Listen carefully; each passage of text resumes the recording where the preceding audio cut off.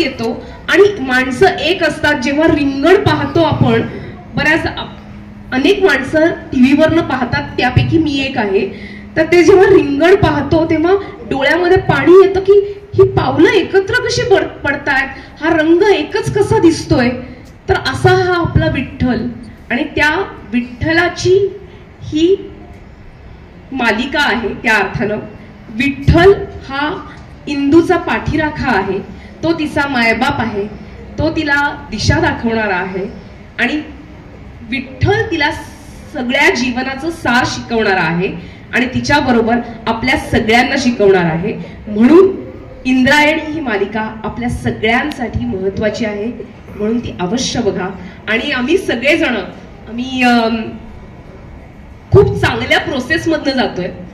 Colours मराठीचे मनापासून आभार की इतकी चांगली भूमिका दिली आणि इतकी चांगली टीम दिली. ही छोटी छोटी मुलं आम्हाला खूप काही शिकवतात. ती सेटवरती असतात तेव्हा हरिपाठ म्हणतात, छान ओव्या शिकतायत, काही काही गाणी शिकतायत. हा आमचा आदू छान मृदुंग वाजवतो. काहीतरी एक छान मंगलमय असं वातावरण असतं सेटवरती.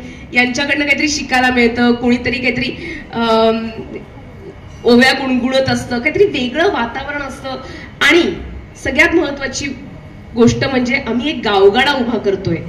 त्या गावात सगळी माणसं आहेत, सर्व पद्धतीची माणसं आहेत, चांगली वाईट, कोणीतरी उपदेश करणारी, कोणीतरी नुसतं ऐकून घेणारी, सर्व पद्धतीची माणसं जशी तुम्हाला आसपास पाहायला मिळतात तशी सर्व माणसं आहेत.